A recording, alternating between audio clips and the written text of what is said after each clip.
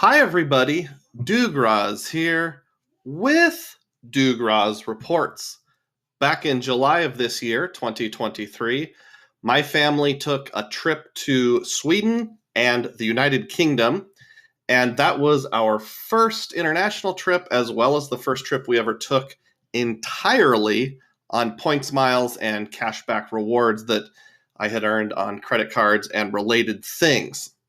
So I've been thinking of carefully digging through my photos and making all these different strategy videos and hitting the highlights of all the things we did, but I just haven't found time to do it. So I'm going to proceed by doing a photo dump video where I talk about every single picture I took for the sake of my YouTube channel. There were some family-oriented pictures that I'm not going to include, but for the sake of what I want to share, this video is just going to get all of them out and just be one final grand hurrah so I can move on to some other topics.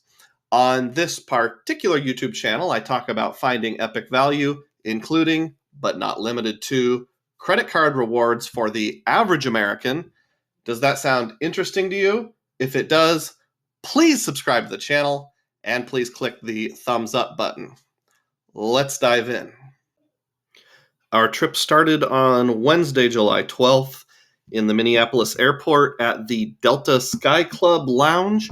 And there's a lot I could say about it, but you've probably seen lots of reviews of lounges before, so I won't bore you with the details. I did find it interesting they had this display about Capital One cards, and no matter what choices you chose on your travel style, it always recommended a Venture card.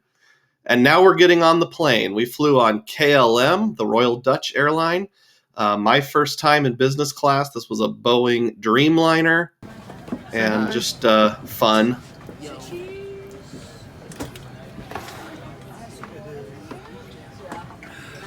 Hi, honey. That's the family. And we had really good food on board. Again, probably lots of reviews out there about food. I do have sleep apnea, so I slept with my CPAP on part of the time, and here's me waking up the next morning. Got about 2 hours of sleep. We had a layover in Amsterdam, and they give out those little ceramic houses. I think this is looking out at the Netherlands countryside.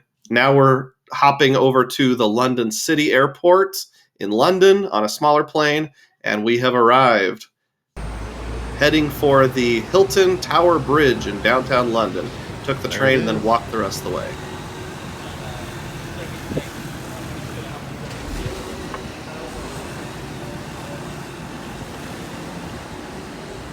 If you'd like to know how I paid for the trip, there are 4 specific videos that you'll want to check out, and I will put links to all of them down below in the description box or a pinned comment.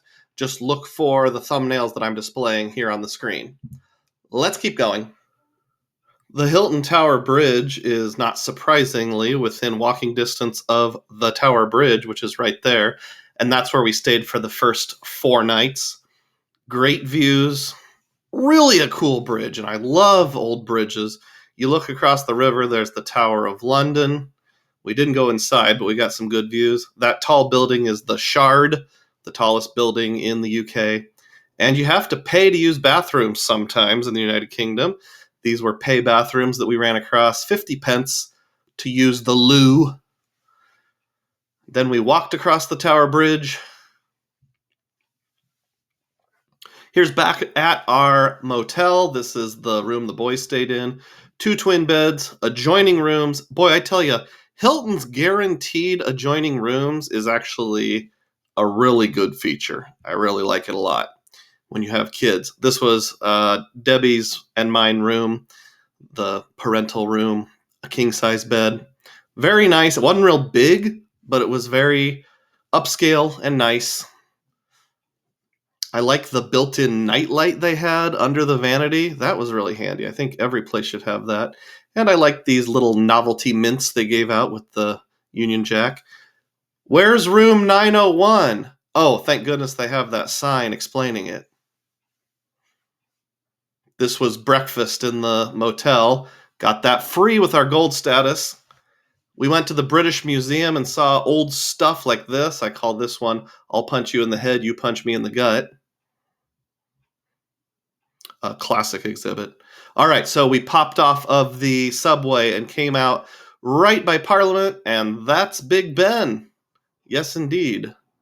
The clock tower itself.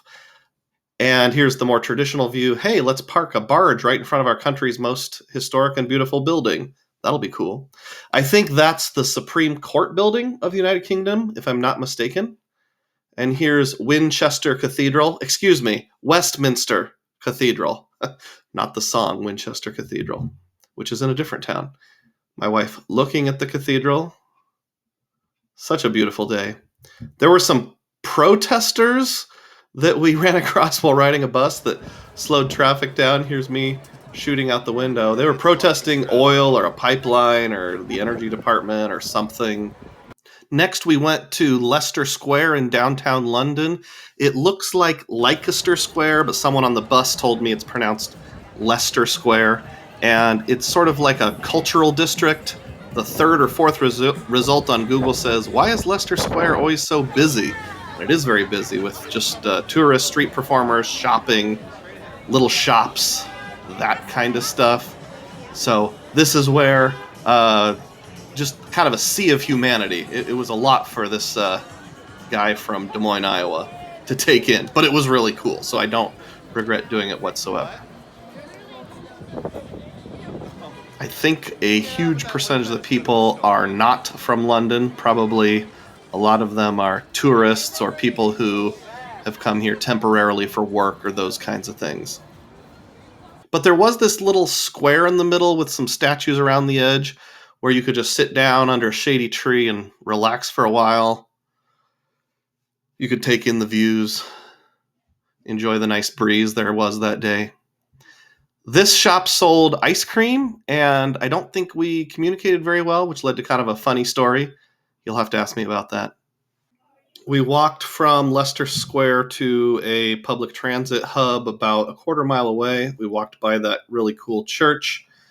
Here's what it looked like. Now, this is the overground train, and we found that we prefer the overground train to the underground. In my video about 10 observations from an American first time, I mentioned that. Somehow I ended up angering a bunch of cranky British people. Don't get me wrong, most people liked the video, but there was a few outspoken people who for some reason didn't like that observation. Here's what it looks like when you come out of the transit station near our hotel. And that evening we walked to a place called the Vinegar Yard, which had a bunch of little eating places. You can see the Shard in the background and picnic type tables set up. It was very windy, but that's okay. It was still good. We had a really good burger there. I just thought this alleyway was cool to look down as we walked back. And then before we went to bed, we took one more picture of the Tower Bridge at dusk. Our hotel room had these little reading lamps, which I thought was a really neat feature near the bed. The next morning, I woke up early all by myself and went up on the rooftop lounge, which we had access to. That's looking out one of the windows, not from the rooftop. Here's the actual rooftop, which had some sort of issue with high wind because a bunch of chairs had fallen down. But took one of their free Coca-Colas, did some reading, just a very peaceful view. All right, now we're inside the Tower Bridge. One of my boys and I did the official tour. It was built in 1886 and 1887, not 1986. And this is what it looks like when you walk across the two walkways up at the top of the Tower Bridge. This is the view out the window.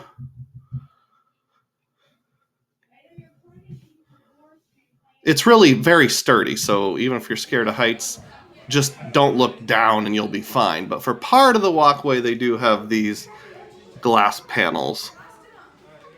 What do you think, Ben? You are here.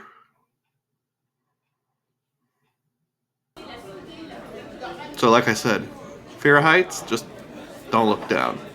And you could actually walk along the edge and you wouldn't even see this part. The boy being goofy. I thought this angle was cool. The things on each side are what you walk across. Stingy on the toilet paper.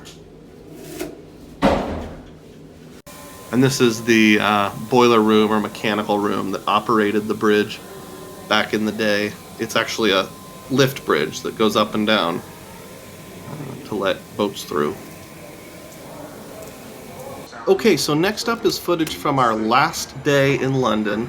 On our last full day in London, we rode the overground train from central London to Greenwich. Greenwich is kind of like a suburb that a long time ago was actually a little bit out in the countryside, probably about 7 to 10 miles outside of town.